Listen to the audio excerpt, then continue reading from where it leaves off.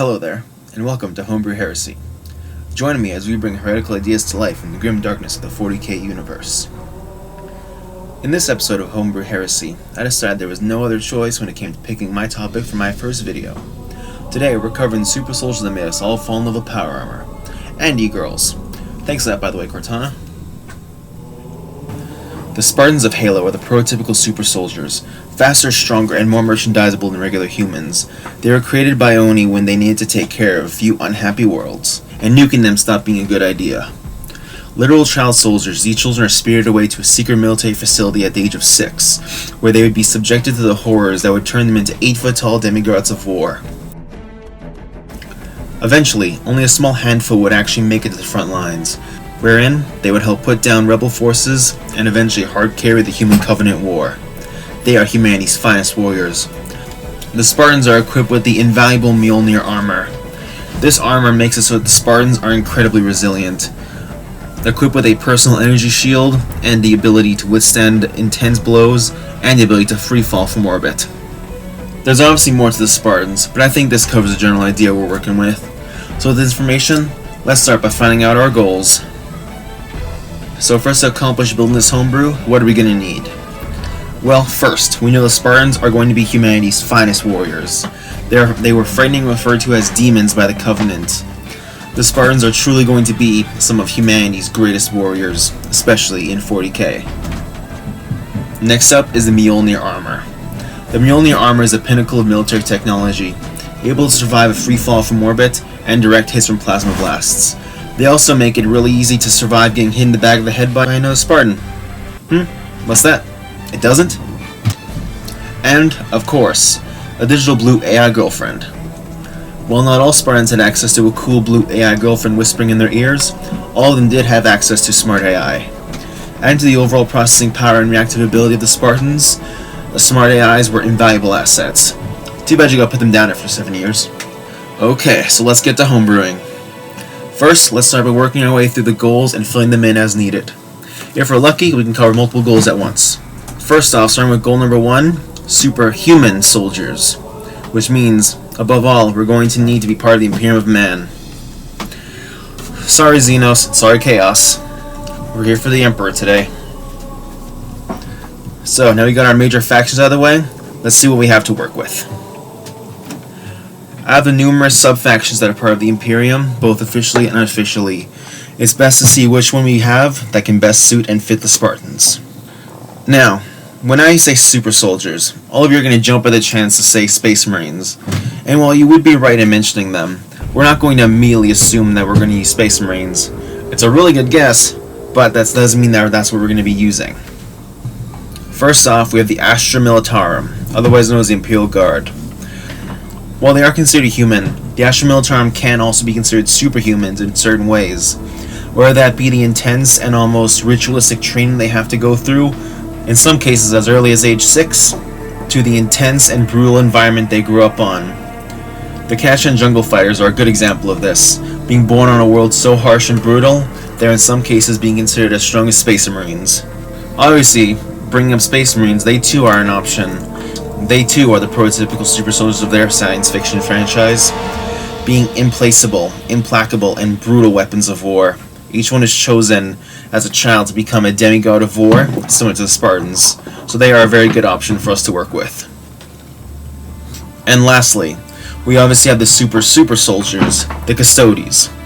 These invaluable super weapons are the peak of human and superhuman abilities. While they are limited to only 10,000 at a time, they also match the Spartans in their limited number, but extreme overabundance of skills and abilities. So, even when outnumbered, they are never outmatched.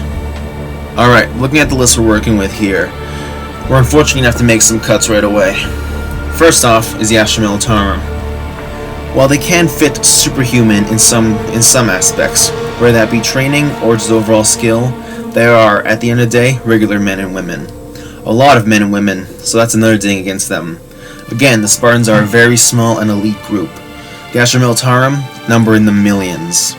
And just as much as they number in the millions, they die by the millions. So, if you really want to use Imperial Guard, you could maybe kit bash them as Spartan 3s. Next up to go is the Banana Boys. While they do have small numbers, as mentioned before, alongside elite skill and invaluable equipment, the Custodes serve no other power than the Emperor of Mankind. They have absolute autonomy over themselves and cannot be stopped or questioned by anyone. The Spartans, however, are not at all like that.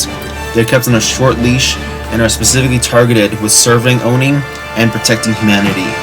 Not to say the Custodes don't, but they do it of their own free will, whereas the Spartans, well, let's just say there's a lot more brainwashing there involved when it comes to them compared to the Custodes. So, sorry Custodes, as much as I want to pay one of you guys, you're not going to make it today. So, that leaves us with the obvious. Space Marines, the Adeptus Astartes. And I'm sure a lot of you were immediately assuming that's what we were going to do, but it's always good to see what our options are first before jumping to conclusions. After all, there could be another option that could work, but sadly the Astartes are going to be what we're going to be using for this kit bash today. So, let's get started to see what we can do with this. Starting off, Space Marines aren't just superhuman soldiers, but they're also equipped with a worse version of the Mjolnir armor. And, because we have power armor, that obviously means that goals 1 and 2 are both done, so we can take those off the list no problem. Now we can get to work on the more difficult challenge. Number 3, our own personal smart AI. Now, before all of you start screaming heresy, be quiet, settle down, we're not actually going to be using AIs. Well, not exactly. Machine spirits are incredibly potent and potentially sentient spirits that inhabit all forms of technology, from the smallest and humblest lasgun to the most advanced Gloriana-class battleship. So, it stands to reason that a machine spirit would also inhabit a Space Marine's power armor. Now, you can see where we're going with this. While a lesser homebrewer might be content to just simply leave it at that, we're going to work a bit harder with this. So, now that we've seen what we're working with and we know that we're going to be using machine spirits, I think we can play into this a little bit. Why simply stop at just any Space Marine chapter? We look at the original founding legions, and we can see which one of these best suits the theme we're going for, particularly the integration and assimilation with an artificial intelligence or machine spirit. Now, looking at our options, it's pretty safe to say which one's the obvious one. The Iron Hands of Ferrus Manus. I know, we can never get over how stupid that name is. Regardless, Ferrus Manus and his gene seal will be the ones we'll be using for this chapter today. While the Iron Hands and all their successors are known for being not only notoriously strong and difficult to put down just inherently, the Iron Hands take it one step further. They're notoriously known for further augmenting themselves with bionics and other forms of technology. Because of their known fanaticism towards technology and machine spirits, we can say this chapter is not only a success to the Iron Hands, but perhaps we can even take it a step further. Perhaps the gene seed of this chapter, whatever they may end up being called in the future, perhaps their gene seed possesses a powerfully potent mutation, just has them integrate much easier with machine spirits, or even takes it a step further. But because I don't just like giving people random bullshit powers, let's say there's also a trade-off, since most mutations typically have some sort of negative benefit to them. We'll say that not only does this gene seed allow the Space Marine to integrate with their armor completely effortlessly and flawlessly to an even greater extent than regular, but let's also say that the longer a Space Marine exists, and the more regularly they integrate with their machine spirits, the more often they want to stay in their power armor. Eventually, the oldest and most experienced of them actually end up becoming trapped in their armor, unable to escape, or perhaps they're just unwilling to leave their armor.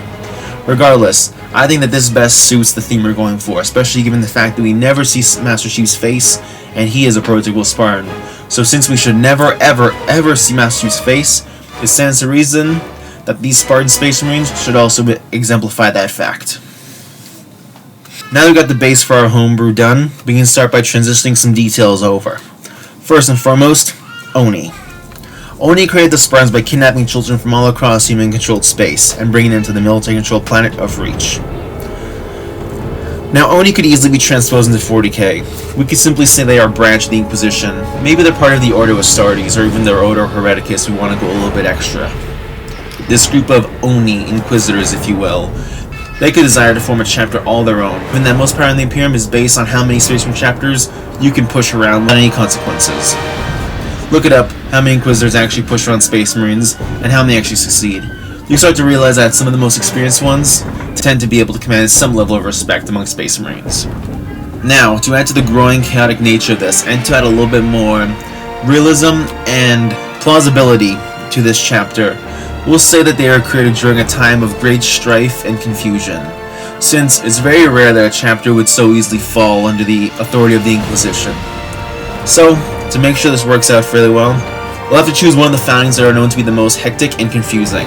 And while we do have a long list to choose from, 26 of them in fact, we're going to be choosing the most recent one, the Primaris founding, otherwise known as the Ultima founding.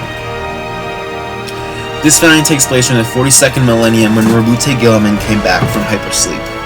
Alongside his reawakening came a new wave of Primaris Marines, legions worth in fact. Now, to say the bureaucratic mess of trying to coordinate several legion-sized groups of Space Marines just suddenly appearing out of nowhere, again, very poorly written plot point, thanks for that GW. We can easily imagine that because of just the sheer chaotic nature of this, and just the sheer bureaucratic mess that the Imperium is already, that it wouldn't be out of the realm of possibility for the chapter to find its way into the hands of someone looking to take command of it. After all, I could easily see a bureaucrat of the Adeptus Terra trying their desperately hardest to organize their papers and put everything in order. They just have to start outsourcing it to one person after another. And maybe one of these outsourced declaration papers happens to find its way in an Inquisitor's lap. Either way, whether it's through bribery or totally legal means and don't look it up because don't ask questions or they will lobotomize you, the Inquisition now has a Space Marine chapter under them. Well, another one when you add to the 10 or other ones that they already have under their belt. Now, we have Reach. We could easily say Reach is just another planet in the Imperium, but we can add more to that. Given what we know about Reach, it being the source of most military production across human-controlled space in the Halo universe, we can imagine something equivalent to this being in 40k.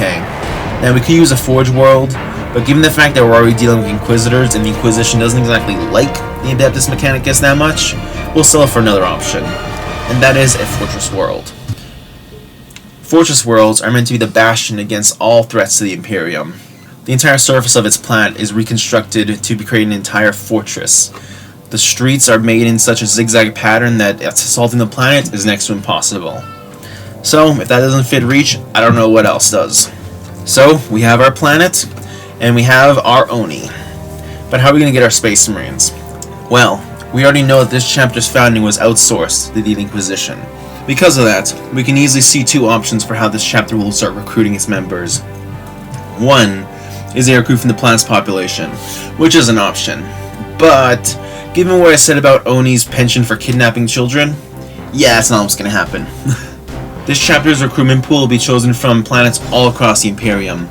Specifically, other planets belonging to Space Marine chapters.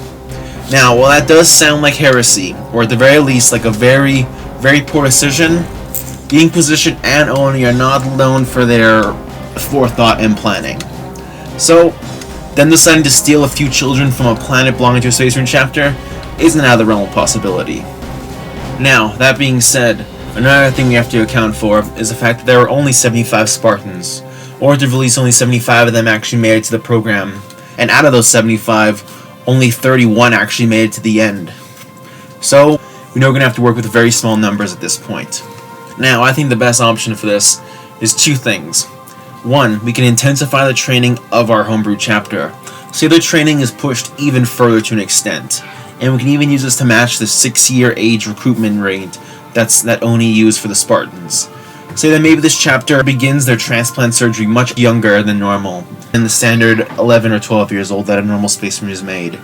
And so that they actually not only start younger, but they actually end at a far later point. And they fill in this long period of gap with even more surgeries. Surgeries that would even be considered intense by Space Marine standards. Say they're given even more augmentations than normal. It isn't uncommon for Spartans to have bionic limbs or anything like that.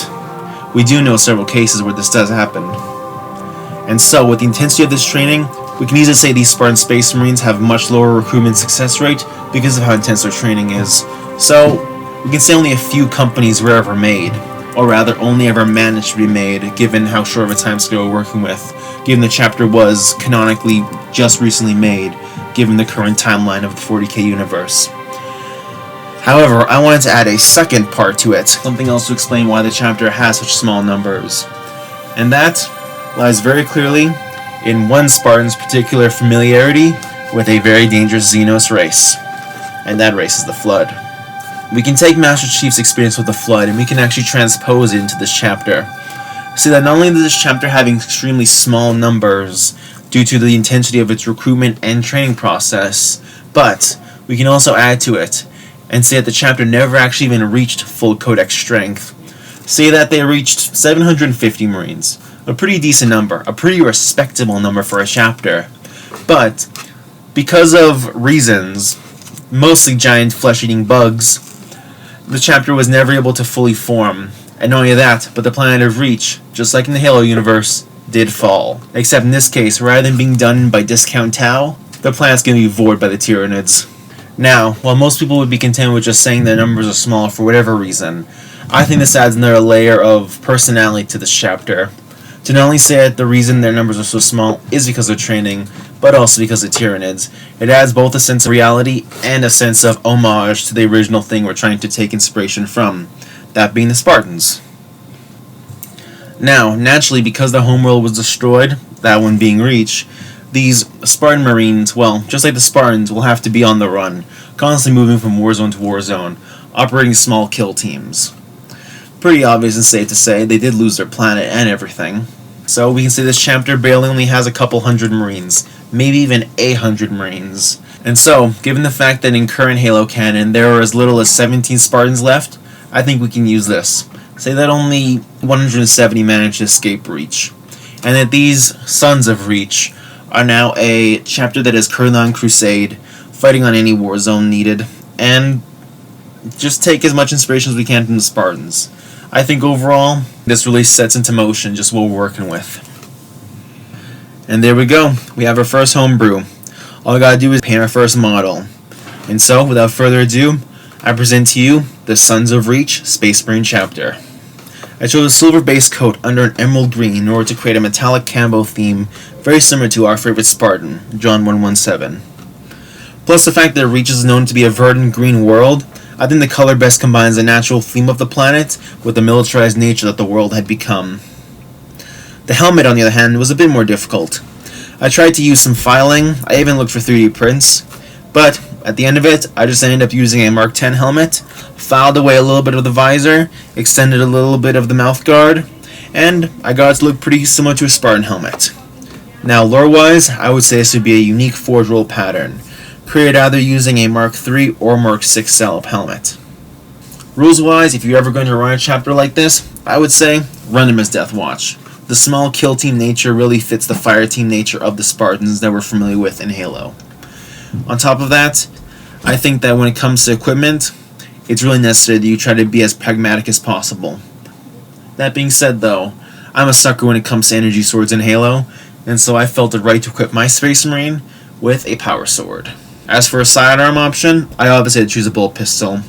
While I know the plasma gun is better rules-wise, no one can deny the power of the Magnum. And there you have it, the Sons of Reach Space Marine chapter. This took some effort, took a lot of work to get done, but I think we did a pretty good job building this. And if you guys want to build your own, feel free to let me know how it goes, and let me know in the comments if you guys liked what I built here. And if you guys have suggestions of things you'd like me to build in the future, feel free to let me know. Otherwise, make sure to hit like and subscribe, and see you next time. Bye!